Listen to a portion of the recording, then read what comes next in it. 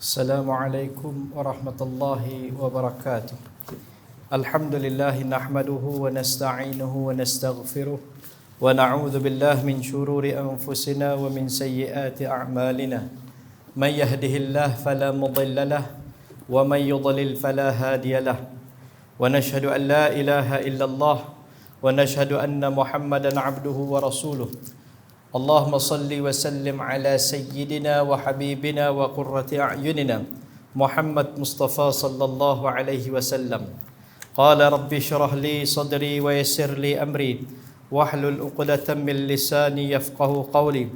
Allahumma inni istawda'tuka ma qara'tuhu fardudhu ilayya 'inda hajati ilayhi. Rabbi yassir wa la tu'assir, rabbi tammim bil khair. Rabbi yassir wa la tu'assir, rabbi tammim bil khair. Rabbi yassir wa la tu'assir, rabbi tammim bil khair. Allahumma alhimna marashida umurina wa a'idna min shururi anfusina birahmatika ya arhamar rahimin. Qala Allah subhanahu wa ta'ala: wa man ya'sillaha wa rasulahu wa yata'adda hududahu yudkhilhu nara خالدا فيها. صدق الله العلي العظيم. وقال النبي صلى الله عليه وسلم: لا يزني الزاني حين يزني وهو مؤمن ولا يسرق السارق حين يسرق وهو مؤمن. صدق رسول الله صلى الله عليه وسلم. Alhamdulillah, tuan-tuan, puan-puan yang dirahmati lagi dikasihi oleh Allah Ta'ala, kita bersyukur kehadrat Rabbul Jalil Jalla wa'ala atas peluang yang Allah berikan kepada kita. Pada malam ni kita dapat menyambung sedikit lagi mudzakarah kita dengan kitab yang kita gunakan, Asas Akidah Islam. Baik, kita pada bulan lalu, pertemuan kita yang lalu, kita dah bicarakan sedikit tentang akidah-akidah yang salah. Beberapa akidah yang salah, dan kita sentuh sedikit tentang akidah yang benar. Pada hari ini kita akan mula bincang tentang keyakinan dengan ilmu. Bila kita bicarakan tentang ilmu akidah, kita bicarakan tentang kepercayaan. Kita bicarakan tentang iman. Kita bicarakan juga tentang Islam.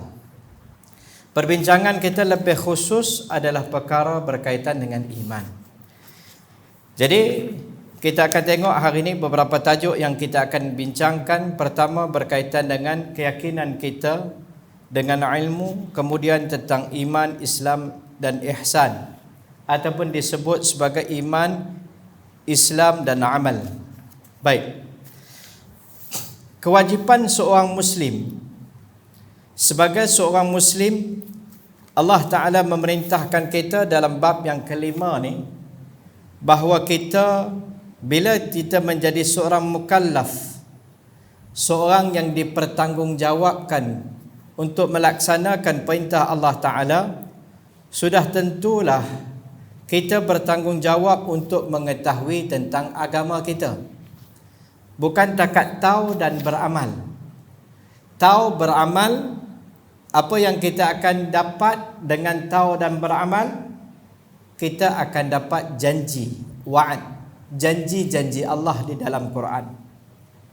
Terutama Allah menjanjikan kebahagiaan. Bila kita tahu tanpa beramal, maka kita tidak mendapat wa'ad, janji Allah. Allah mencela golongan yang semata-mata mempunyai ilmu tanpa amal. Allah Ta'ala juga mencela golongan orang yang beramal tanpa ilmu. Dua perkara ni tercela. Sebagai seorang muslim, kita mesti berilmu dan beramal. Ilmu ni seumpama lautan. Kalau nak belajar habis tak habis. Yang dua ada pun time dah lah si ciput kan antara maghrib isyak ya. Tu pun dengan pelbagai kesibukan kita ni. Jadi banyak yang kita nak belajar ni. Tetapi apa yang kita kena dahulukan? Kita kena dahulukan fardu ain. Dah Ustaz, saya nak tahu tentang akhir zaman ni. Nak kiamat dah Ustaz, tak ada dah. Mahdi AS nak keluar dah. Nah, nak tahu tentang pokok gharqad ni, dia perlu tanam mata-mata dengan cerita. Saya nak mengenali gharqad. Bagus. Mula kita kenali dulu tentang iman, Islam dan ihsan yang fardu kepada kita. Yang tu tak boleh ke saya nak ambil tahu? Boleh, nanti dulu. Utamakan yang dahulu dulu. Fardu dulu. Lepas tu nak belajar tara mana pun tambahlah ilmu. Sebab tu ilmu merupakan pintu bagi amal. Kalau tak ada ilmu, tak ada pintu. Tahu-tahu masuk macam mana tak tahu. Bila kita tak masuk kot pintu, dia jadi banyak perkara akan menjadi salah. Dia beramal dah berapa lama dah, tahu-tahu kata salah. Banyak dah beramal, sembahyang sunat 80 rakaat, hari-hari sembahyang sunat, tapi syarat sah salat terlepas, rukun salat terlepas, sujud dia tak sempurna. Tiap-tiap hari punya 80 rakaat tu zahirnya tertolak. Sebaliknya, satu orang ni dia berilmu, dia beramal, taklah banyak tara mana, tetapi amal dia tu betul, diterima oleh Allah Ta'ala. Kerana tu dalam ilmu kita sebut ni, banyak yang wajib kita pelajari dan kita utamakan adalah fardu ain. Fiqahnya, aqidahnya, tasawufnya. 3 rukun agama ni. 3 perkara ni adalah fardu dan perlu dipelajari dengan kadar kefarduannya. Fiqh ada had yang fardu kepada kita. Tasawuf ada had yang fardu kepada kita sekurang-kurangnya, seminimanya. Begitu juga ilmu akidah. Dia ada had yang fardu yang kita kena tahu. Dalam muqaddimah hari tu kita dah sentuh sedikit. Allah menyebut dalam Quran, fas'alu ahla dzikr in kuntum la ta'lamun. Tanyalah, kata Allah Ta'ala, hendaklah kamu bertanya, belajar kepada orang yang mengetahui. In kuntum la ta'lamun, jika kamu tidak mengetahui. Kalau tak tahu, belajarlah. Dalam bab urusan dunia ni, alhamdulillah kita tahu macam mana nak belajar. Nak kerja kalau tak belajar macam mana? Nak masuk kerja tapi tak tahu kerja, tahu sikit-sikit, kita akan study, belajar sungguh-sungguh. Tetapi bab urusan agama ni kadang-kadang berlaku tak banyak pun sedikit kecuaian dan keculasan. Beramal dah lama dah, kadang-kadang tak pasti. Ni betul ke takbiratul ihram ni? Tak buat dari kecil dah, takkan tak tahu pun. Tak betul tak betul. Tapi duk buat lama dah lah. Tapi duk buat lama betul ke tak betul, kadang tu pun tak confirm. Takbir nak angkat tangan, nak letak tang mana? Yang tu pun ada kan, nak letak tang mana? Kan, bila dia tak tahu, lagi cantik dia dah tak tahu. Kan, bila dia tak tahu, orang tanya ni takbir nak letak tang mana? Awak Islam susah sangat pada lagu tu. Bukan susah. Masalah dia tak belajar.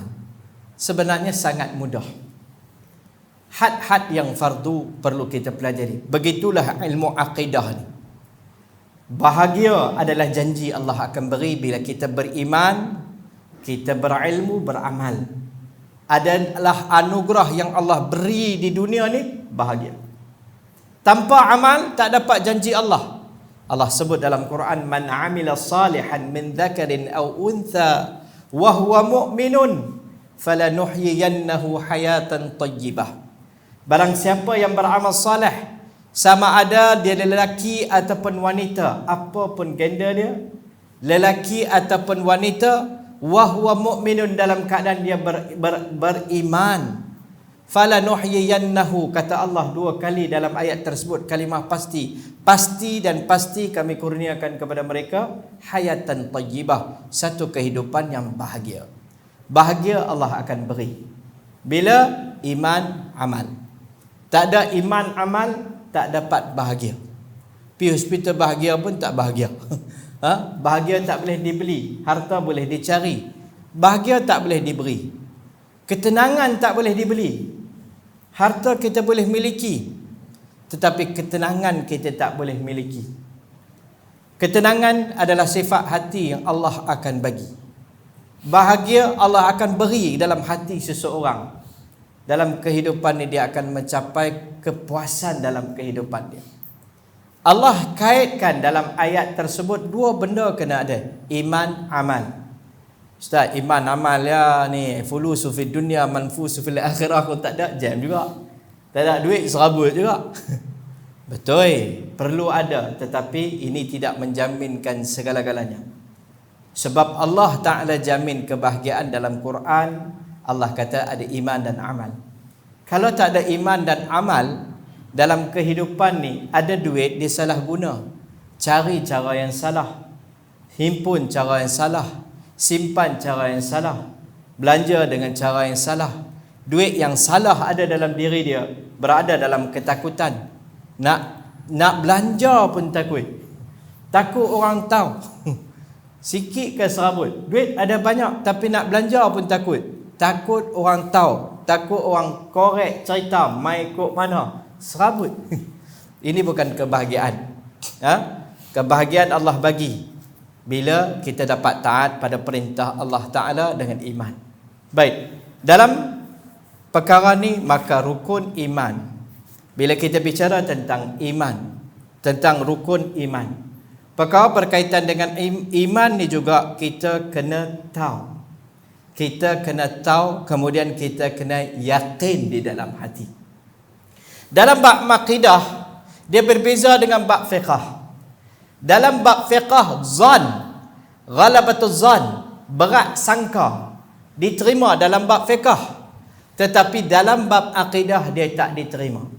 Dia kena 100% yakin baru diterima. Maka kata pengarang rahimallahu ta'ala, berkeyakinan dengan ilmu. Ilmu yang dipelajari oleh seseorang itu hendaklah ilmu yang membetuli dengan yang sebenar. Ilmu juga, tapi ilmu tersebut mestilah betul. Ilmu kalau tak betul, serabut. Ada beberapa perkara yang kita kena perhatikan bila kita sebut tentang ilmu. Allah sebut dalam ayat tadi, fas'alu ahlal dzikri. Ahlal dzikri, Allah suruh cari, Allah suruh dapatkan maklumat, Allah suruh belajar daripada ahlul dzikr, orang yang pakar dalam bidang tersebut. Kita nak belajar bidang kedoktoran, kita jumpa jurutera. Kita dalam bab dunia ni kita nanti kata kawan ni gila. Adakah pergi jumpa jurutera nak belajar tentang doktor bidang kedoktoran? Tak kena tu. Jumpa mekanik, tanya dia bidang perubatan. Dia takat dengar cerita-cerita, dapat tahu, dia boleh bagi tahu lah. Tu pun belum tentu betul. Tapi kita nanti percaya ke perkataan mekanik tu tentang bidang perubatan. Dia kalau cakap tentang kenderaan, kita kata yang bagi tahu saya ni bukan orang biasa, mekanik ni. Tapi kalau dia cakap tentang bidang perubatan, kita bagi tahu kat orang, dia kata makan akak ni bagus untuk kencing mana? Siapa bagi tahu? No, mekanik kat bawah pokok tu. Okeylah. Takat tu lah. Tapi kita boleh kat jadi hujah perkataan dia? Tak, jangan buat pasal. Kena akak tu kalau mabuk tak apa agak, kalau arwah tu. Kan? Dia bukan ahli. Dalam bab-bab dunia ni kita tahu. Tapi betapa peliknya hari ni orang rujuk tentang perkara berkaitan perkara-perkara yang rumit dalam persoalan agama, isu-isu fatwa kepada orang yang kerja bukan dalam bidang dia. Bukan daripada bidang dia.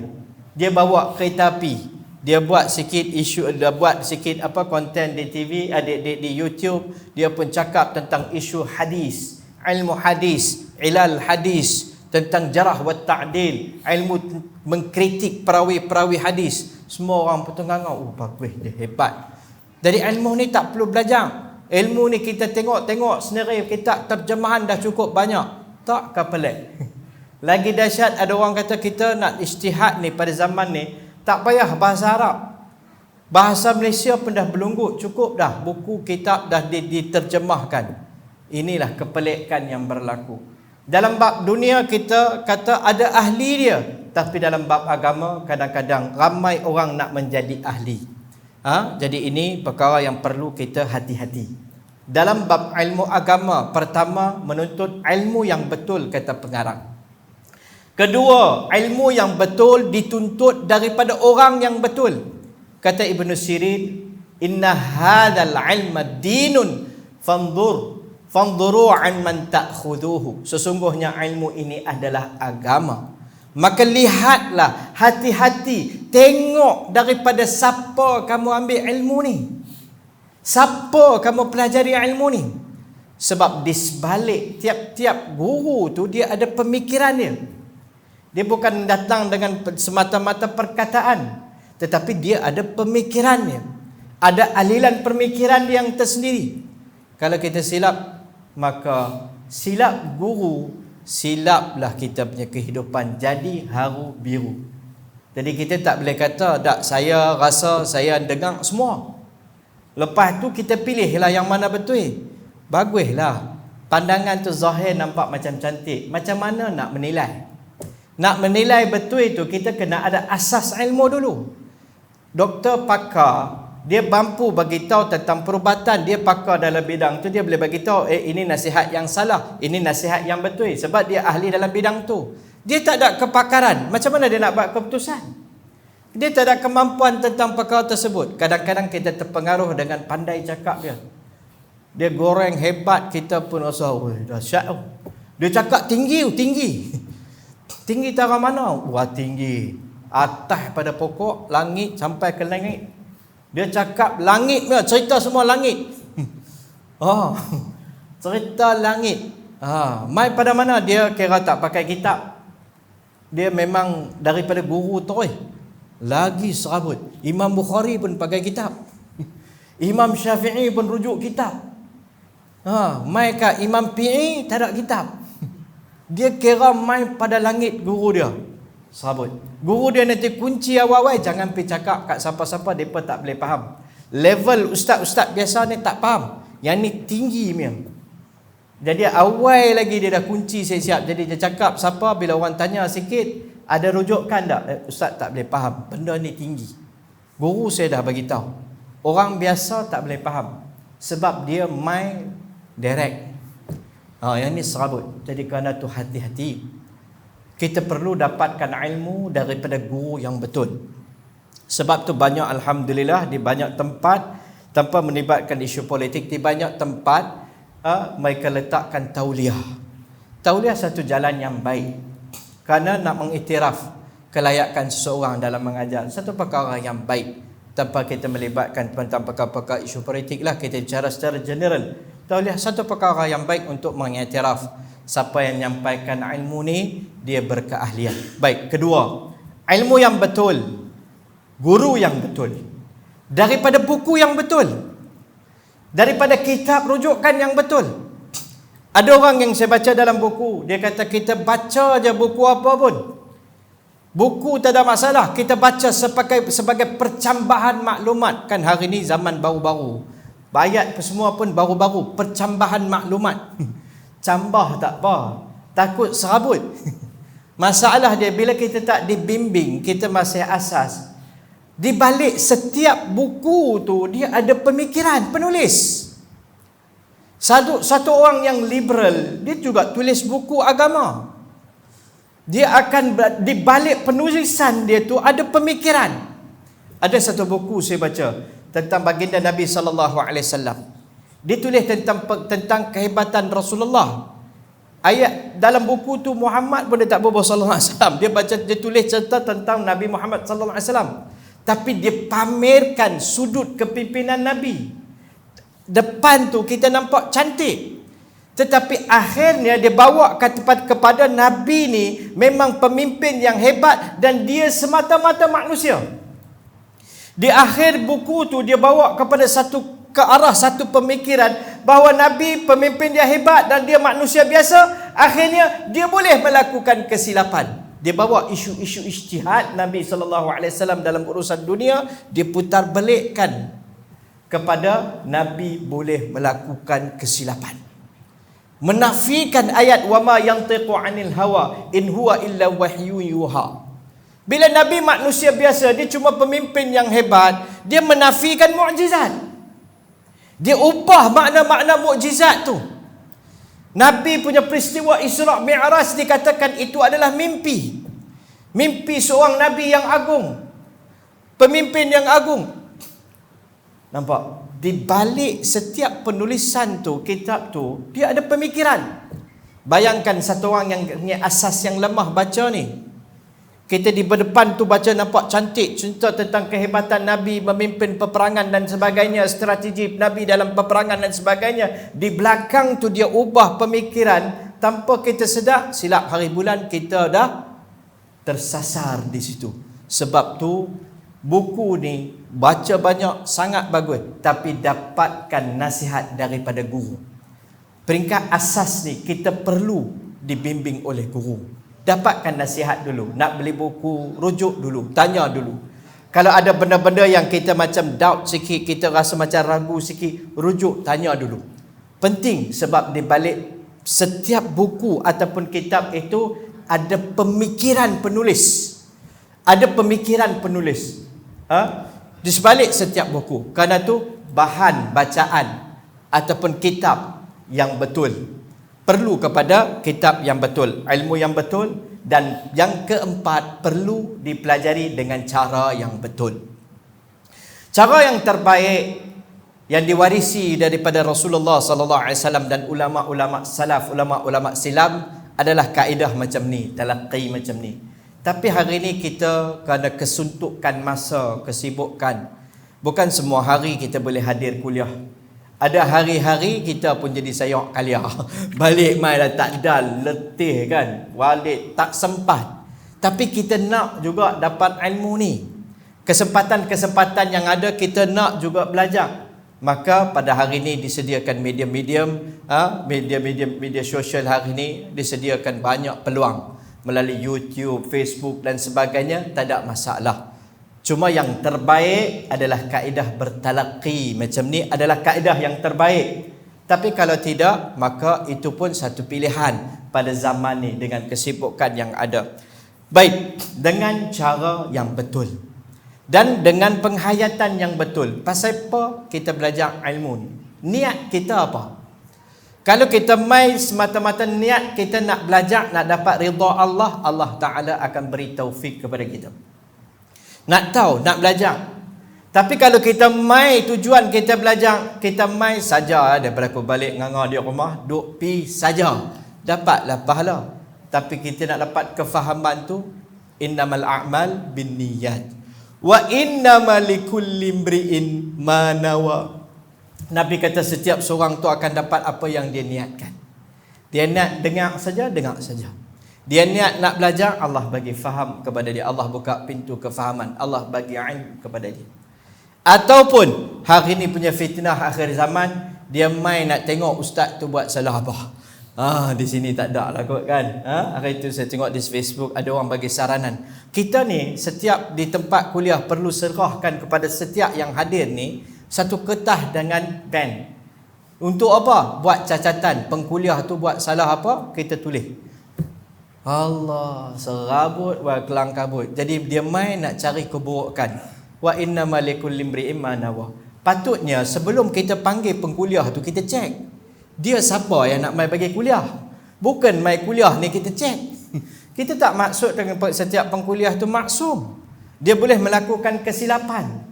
Boleh melakukan kesalahan dan tak salah untuk kita rujuk. Kalau kita rasa macam keliru, macam kita rasa macam something wrong, kita tak salah, kita rujuk. Setiap negeri ada pihak autoriti.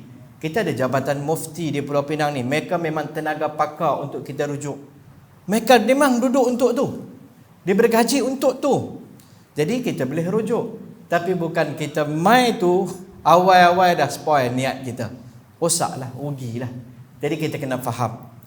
Baik, dengan niat yang betul, dengan penghayatan yang betul. Baik, seterusnya kata Syekh rahimahullah ta'ala, bukan ilmu yang salah, dan ia mesti berkeyakinan penuh dengan ilmu. Oleh itu tidak memadai iman orang-orang yang berikut. Dalam bab akidah tadi kita sebut, kita kena meyakini satu perkara 100%. Kita tak boleh ada sikit keraguan. Jadi kerana tu kata Syekh, orang yang jahil iman dia tidak memadai.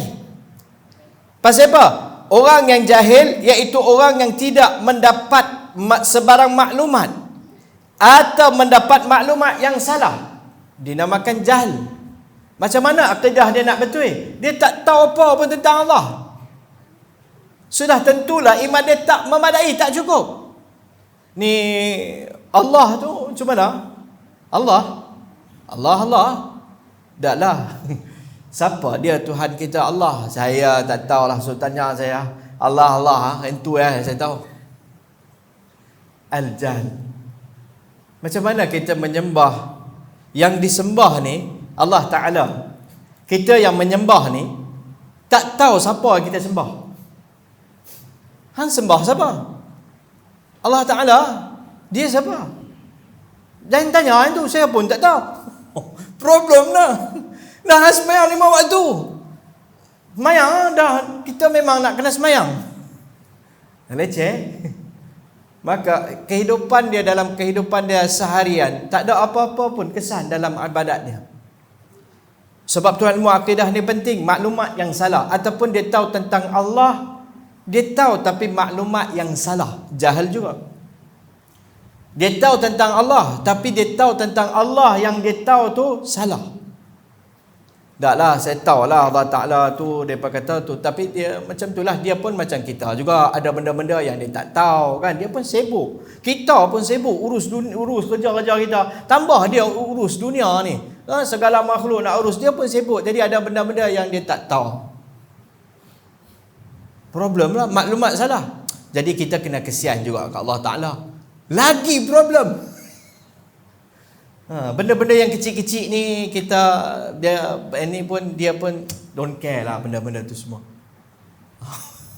Maklumat tentang Allah Ta'ala salah. Iman dia tidak diterima. Orang yang syak kedua, orang yang tertolak iman dia, tak memadai iman dia ni, tak cukup iman dia ni. Orang yang syak, iaitu orang yang mendapat maklumat, ilmu ada, tetapi ragu-ragu dalam hatinya sama ada benar ataupun tidak. Tahu tentang Allah Ta'ala tapi setengah-setengah dia percaya. Setengah yakin, setengah tak yakin. Syak. Tu ke Allah Ta'ala ni kuasa? Dia ada ke? Saya bukan kata dia tak ada, cuma saya ni ada doubt sikit. Tahu mana? Saya punya kesangsian ni kira 50-50 lah. Saya percaya Allah Ta'ala 50-50. Iman dia ni tak memadai. Percaya 50 lagi tak apa-apa nak percaya. Saya ni kira benda kena nampak baru saya percaya. Angin hang tak nampak tapi rasa. Roh hang tak nampak, itu lain cerita. Oh, ada benda yang lain cerita. Kan? Hari ni semua boleh diukur. Baik. Orang yang zan, tadi kita sebut dalam fiqh, zan dia terima. Dia berat sangka. 75% dia percaya. 15% ni dia ragu-ragu. Allah Ta'ala tu ada ke? Saya ni kalau nak cerita betul ni, saya memang percaya Allah Ta'ala tu ada. Tapi dalam 15% tu saya rasa ragu lah sikit. Betul ke dia ada? Dalam bab fiqh boleh diterima, dalam bab akidah tak boleh diterima. Baik, orang yang waham ni pula iaitu orang yang lebih banyak menyangka salah dalam maklumat yang dia perolehi. Dia 15% percaya pada Allah, 75% dia kata tak ada. Allah tu ada, sikit lah dalam hati tu rasa macam ada lah, sikit dia. Sikit tara mana? Dia macam mana menambah perisa MSG. Sikit lah. Ya mungkin ada lah. Mungkin ada. Saya duk tengok ni macam kut-kut dia ada lah. Kut-kut. Waham 15% ya. 75% lagi. Tapi saya rasa memang tak ada. Tak ada Tuhan. Dunia ni. Sains pun tidak. Problem. Dalam bab akidah, orang-orang yang percayakan Allah dengan sifat-sifat tersebut yang kita sebutkan tadi tidak dinamakan mukmin. Dia bukan orang yang beriman. Dalam isu akidah, kita hendaklah mempercayai Allah Ta'ala dengan benar, 100%, 100%. Kepercayaan yang betul. Kepercayaan tu kita tu kena ada kepercayaan yang betul. Dan kita yakin sungguh-sungguh. Tak boleh ada sikit pun syak dalam hati kita, taraddud ni tak boleh ada. Kita nak kena bina keyakinan kita setara tu. Demikian juga orang yang bertakrib sedangkan ia tidak jazam. Orang ikut-ikut, dia tak yakin dengan putus. Tetapi kalau orang yang bertakrib dan ia berjazam penuh, maka dikira mukmin juga, cuma berdosa kalau ia mampu mencari dalil walaupun secara ijmali dan dia tidak usahakan. Ada orang yang dia ni tak berapa nak belajar sangat, tak apa nak tahu, tapi dia yakin kepada Allah Ta'ala. Kalau kita tanya, kata Allah Ta'ala tu ada, dia kata ada. Dia tu macam mana? Dia tu maha berkuasa, maha hidup, maha berkuasa. Dialah buat segala-galanya. Dia ni bersifat dengan segala sempurna, tak ada langsung kekurangan. Tara tu yang dia tahu. Tak, dia ni sebut sifat Allah Ta'ala, sifat pun tak tahu, lipat pun tak tahu, lepat pun tak tahu, apa bala pun tak tahu.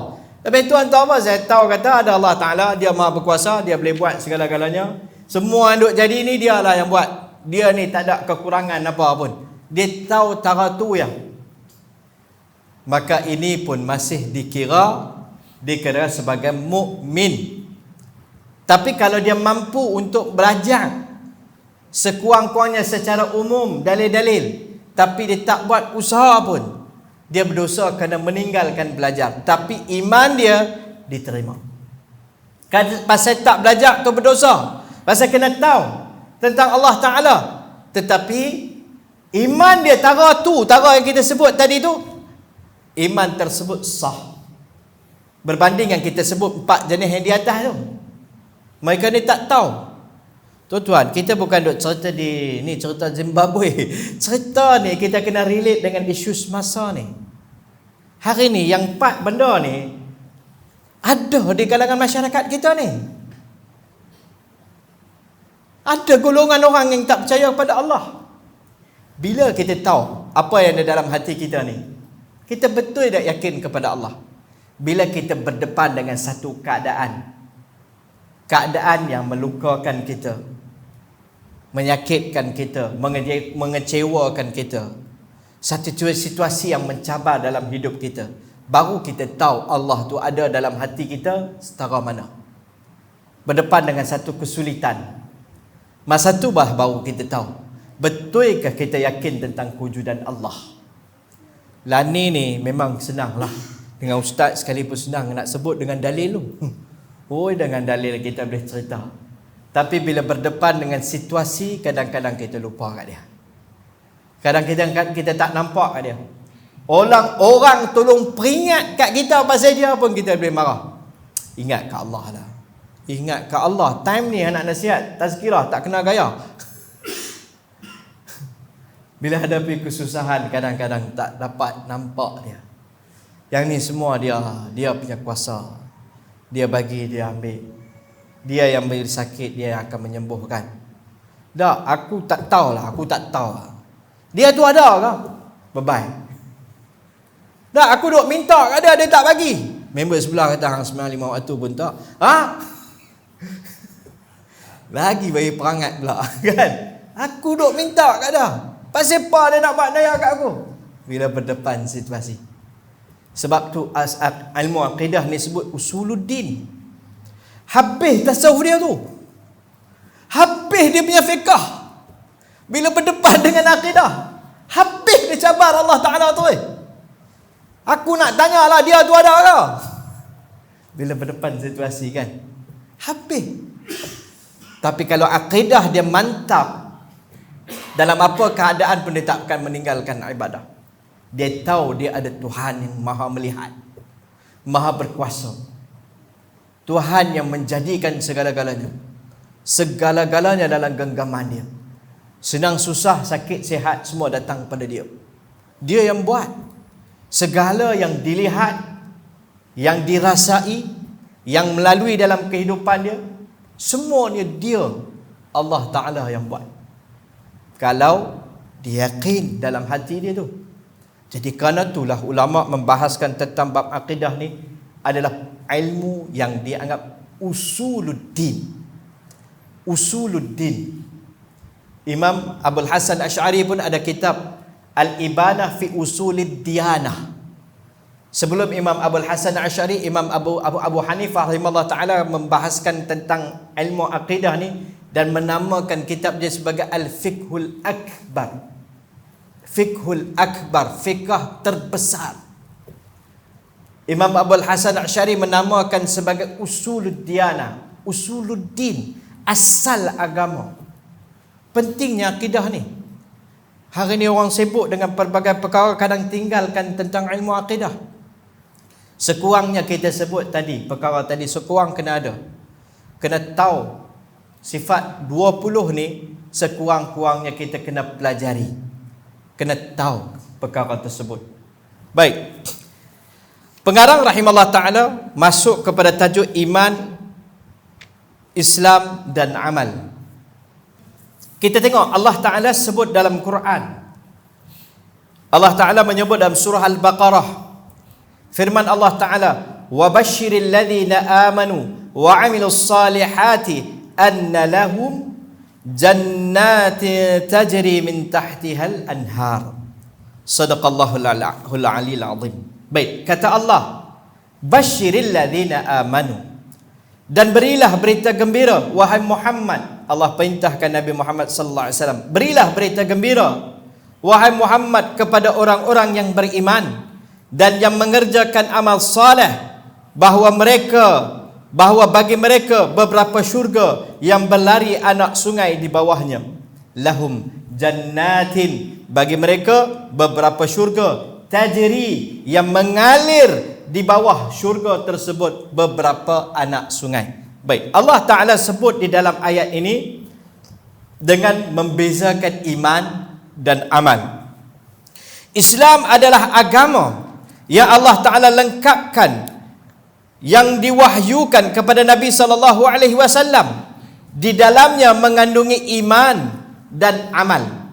Iman itu sebagai tunjang atau tapak yang kuat yang boleh ditegakkan segala syariat Islam di atasnya. Manakala amal pula ialah kerja-kerja yang hasil daripada iman itu. Tegasnya, iman dan amal tidak boleh dipisahkan kepada seseorang dan tidaklah sempurna bila ada salah satunya. Di dalam Al-Quran banyak terdapat ayat-ayat yang menghubung kaitkan iman dan amal. Baik, iman dan amal ni dua perkara yang kena ada pada satu orang mukmin. Tetapi iman tempat dia di dalam hati, amal tempat dia di luar hati. Di tubuh kita ni disebut sebagai Islam. Dalam mazhab kita, Imam Abu Hasan Asy'ari berpendapat bila cerita tentang iman ni, dia semata-mata tasdiq, adalah membenarkan di dalam hati. Bima jaa bihi Rasulullah sallallahu alaihi wasallam, membenarkan apa-apa yang telah dibawa datang oleh baginda Nabi sallallahu alaihi wasallam. Itulah iman. Jadi iman ni adalah sifat di dalam hati kita ni, perbuatan dalam hati kita yang yakin. Kita percaya dalam hati kita bahawa apa saja yang Nabi sallallahu alaihi wasallam bawa datang. Apa yang Nabi bawa datang? Agama lah. Kita yakin apa yang Nabi bawa datang, syarak, hukum-hukum syarak yang Nabi bawa datang. Kita membenarkan Allah, membenarkan Rasul dalam hati kita. Islam ni pula dia ada di luar tubuh kita ni. Di anggota tubuh kita ni, kita beramal dengan Islam. Itu disebut dalam istilah yang lain amal soleh. Sebab tu Allah sebut, Allah kaitkan dua-dua perkara ni. Wa basyiril ladzina amanu, wahai Muhammad, berilah berita gembira kepada orang-orang yang beriman. Bukan iman saja, wa amilus salihat, dan beramal saleh. Orang yang beriman dan beramal saleh, sesungguhnya bagi mereka ada syurga yang mengalir di bawahnya anak-anak sungai. Iman, amal saleh. Tapi iman adalah keyakinan dalam hati yang kita sebut tadi. 100% kita yakin. Yakin kita tentang Allah, yakin kita tentang Rasul, yakin kita tentang rukun-rukun iman, Yakin kita tentang apa yang Nabi SAW bawa datang daripada Allah Ta'ala. Semua benar. Dalam hati ni. Baik, Ustaz, satu orang ni dia yakin. Tapi amalan habuk tak ada. Dia yakin. Tapi amalan habuk tak ada. Habuk tak ada tu kira peringkat total zero. Tara Islam. Dia masuk Islam di masjid. Lepas masuk Islam dia menikah. Lepas menikah tu kira tak ada alamat dah. Tahu-tahu arwah. Macam mana? Ni dia ni nak tanam di perkuburan orang Islam ke ni? Langsung tak ada ni. Masjid pun tak pernah nampak. Ibadat semayang apa bala pun tak ada. Macam mana? Kalau kita kaitkan amal tu sebagai syarat pada Islam, maka dia tak jadi Muslim, tak jadi mukmin. Dia dalam hati dia beriman tak dengan agama ni? Ya, dia beriman. Kami sendiri dengar dia menuturkan kalimah syahadah. Dengar ada saksi, settle. Maka dia beriman.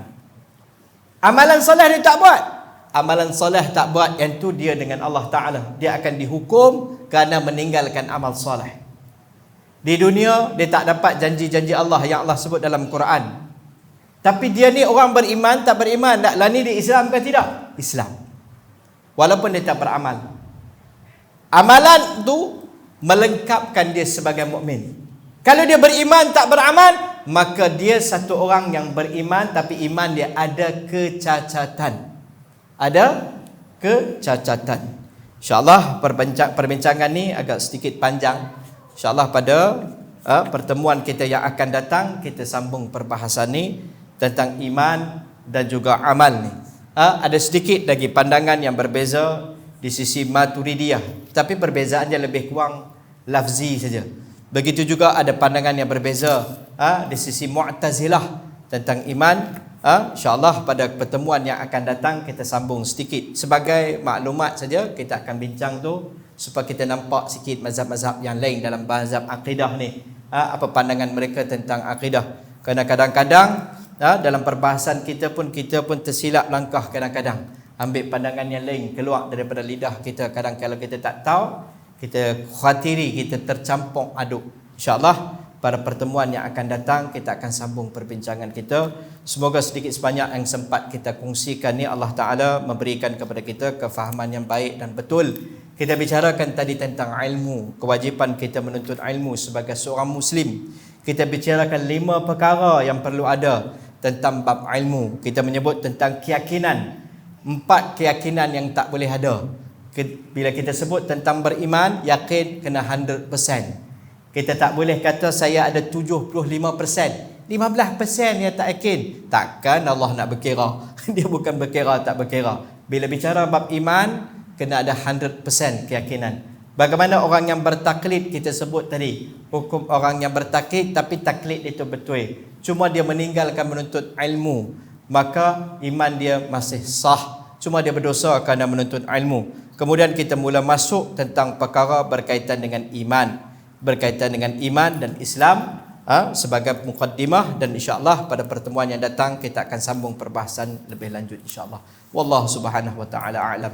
Allahumma lakal hamdu kulluh wa lakal syukru kulluh ya rabbal alamin. Allahumma salli wa sallim ala habibina wa qurrati a'yunina Muhammad Mustafa sallallahu alaihi wasallam. Jazallahu anna Muhammadan sallallahu alaihi wasallam wa ahluh. Rabbana zalamna anfusana wa illam taghfir lana wa tarhamna lanakunanna minal khasirin. Allahumma faqihna fid din. Allahumma faqihna fid din. Allahumma faqihna fid din birahmatika ya arhamar rahimin walhamdulillahi rabbil alamin. Assalamualaikum warahmatullahi wabarakatuh. Sebarang salah silap dan penyampaian saya, jutaan kemaafan dipohon pada tuan-tuan perempuan insya-Allah.